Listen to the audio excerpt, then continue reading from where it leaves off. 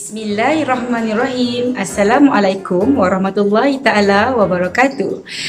Okay, selamat pagi, selamat tengah hari, selamat malam. Saya pun tak sure di mana anda berada, dan saya ucapkan salam psikologi kepada anda semua. Jadi, kalau pernah tengok rancangan Bicara Naratif pada 12 April di mana saya pernah kongsikan tips dengan semua penonton pada waktu itu, iaitu 3 tips utama yang saya kongsikan. Yang pertama, saya katakan tentang cipta positivity, di mana cipta positivity ini perlulah dibuat untuk mendapatkan aura yang positif.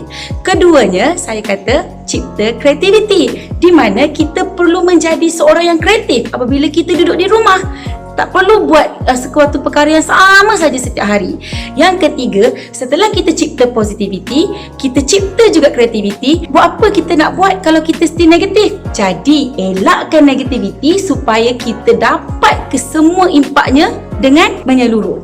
Okey, jadi saya tak nak cakap pasal tu sebab dah bincang dah waktu rancangan Bicara Naratif tu.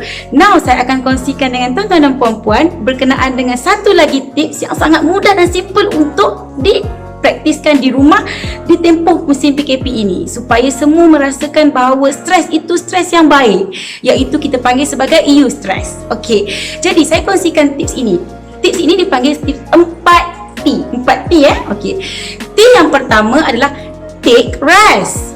Okey, apa maksud take rest itu? Supaya kita ini tidak terlalu obses dengan media sosial. Di mana saya percaya tuan-tuan dan puan-puan semua, kita semua ni kadang-kadang sangat taksub dengan media sosial.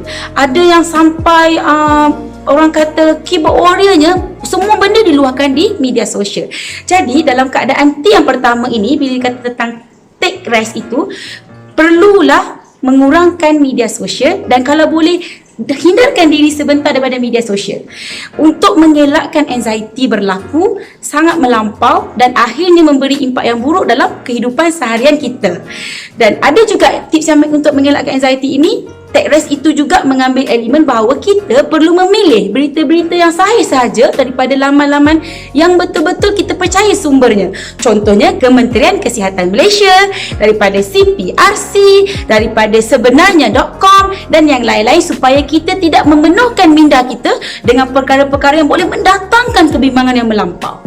Jadi take rest yang pertama, selain daripada kita merehatkan diri kita daripada media sosial yang mungkin sangat menular, jadi kita juga mampu untuk merehatkan diri kita dan juga minda kita supaya kita terus fokus untuk mendapatkan aura yang positif. T yang pertama.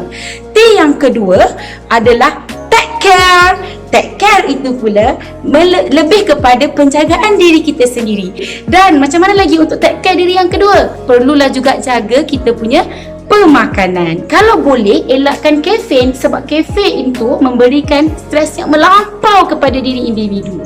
Yang kedua, makanan berminyak, makanan terlalu pedas. Kalau boleh, junk food dielakkan supaya ianya memberi kita minda yang positif dan dia tidak mengganggu proses kita berfikir untuk mencari alternatif yang terbaik dalam kehidupan kita.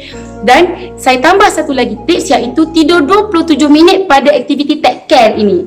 Tidur 27 minit siang itu perlukan sedikit cahaya, tetapi dia bukan tidur yang lena seperti tidur-tidur ayam sahaja, supaya kita boleh merehatkan minda kita yang mungkin pada waktu itu kan dalam keadaan kita tengah serabut bekerja ataupun kita tengah penat, sampai kita nak relax sedikit. Jadi kita perlu rehat yang baik. Tidur 27 minit itu walaupun tidak lena, tetapi percayalah dia cukup power. Sebab tu Rasulullah juga kata, qailulah, tidur sekejap itu kadang-kadang memberi tenaga dan energi yang bagus, kerana dia membuka lembaran baru untuk membawa kita kepada benda yang positif. T yang ketiga adalah talk. Maksudnya kita perlu bercakap dengan seseorang untuk meluahkan apa yang kita rasa. Sekiranya pada waktu itu kita tidak ada orang yang kita percaya di sekeliling kita, maka gunakanlah media sosial dengan cara yang betul.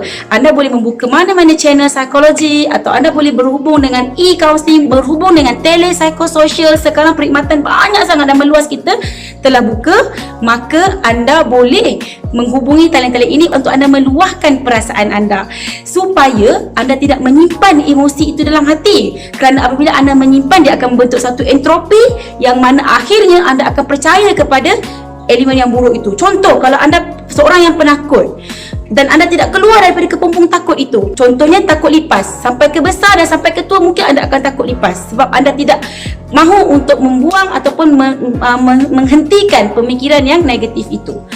Okey, itu T yang ketiga.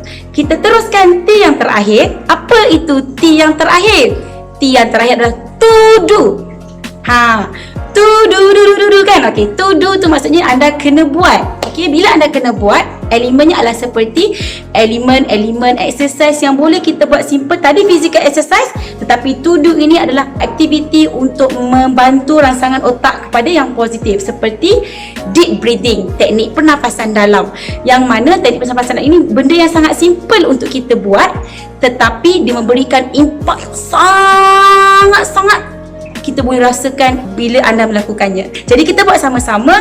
Deep breathing ni satu tangan di perut, satu tangan anda di dada. Bila anda tarik nafas, okey, bayangkan yang anda tengah meniup belon. Okey, kalau boleh pejamkan mata dan kita buat dengan relax. Saya terangkan dulu, bila anda tarik nafas, sebut aura positif yang anda inginkan. Saya maksudkan seperti doa. Contohnya cantik. Dan bila anda hembus nafas, seperti hembus melalui mulut dan seperti anda meniup lilin. Sambil itu anda sebutkan aura negatif yang anda tak nak. Contohnya tadi cantik kan, lawannya adalah buruk.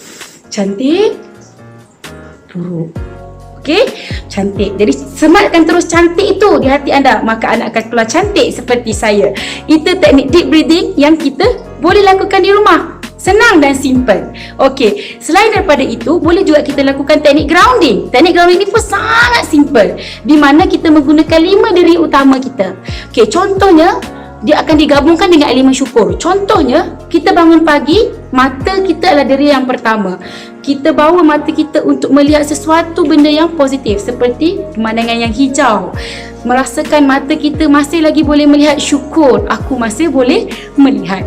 Kemudian bila dah bangun tidur, kita dengar, kita bayar dengar. Kalau kita boleh dengar lagi dengkuran pasangan kita boleh dengar lagi kicauan-kicauan burung, itu bermaksudnya kita masih lagi individu yang cukup sihat di muka bumi ini. Jadi syukurlah diri kita masih berfungsi dengan baik.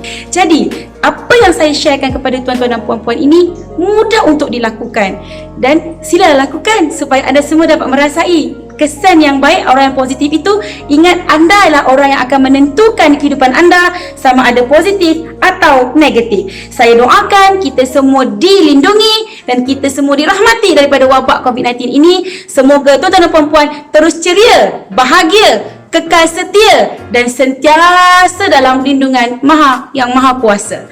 Sekian, semoga kita berjumpa lagi dan Assalamualaikum. Teruskan berpsikologi dengan baik, insya-Allah. Sihat luar, sihat dalam.